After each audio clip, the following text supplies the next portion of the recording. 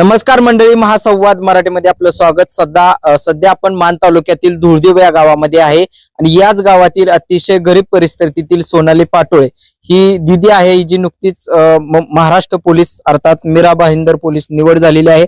आपण बघू शकता त्यांच्या घरी आलोय. गुलालाचा जल्लोष एखाद्या यात्रेप्रमाणे जशी निवडणूक जिंकली जाते तसाच जल्लोष आहे. आज नक्का ह्यांचा आनंद काय हे सगळं जाणून घेऊया. सर्वप्रथम आपण दिदीकडे जाऊया. दीदी अभिनंदन.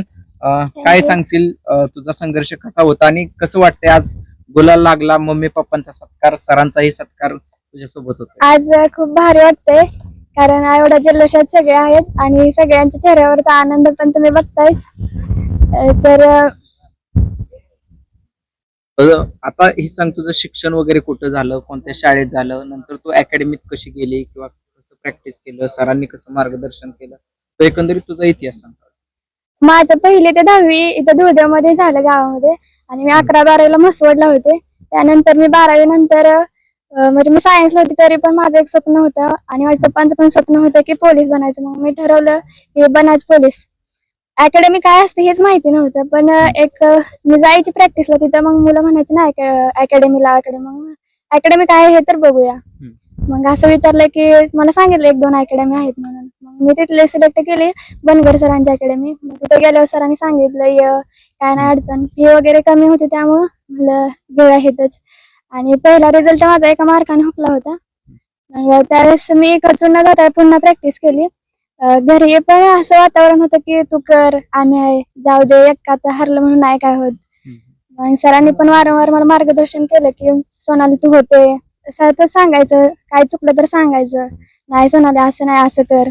आणि त्यांच्यामुळे पण आज मी झाली आणि मार्गदर्शन सारखं असायचं ना, त्यामुळे. आता जी नवीन मुलं आहेत, आता 12वी झालेत, ते पुन्हा भरती क्षेत्रात येतात, त्या मुलांना काय सांगशील? जिद्दीने आणि चिकाटीने जर केलं तर होऊन जातं, आणि फक्त कष्ट प्रामाणिक पाहिजे.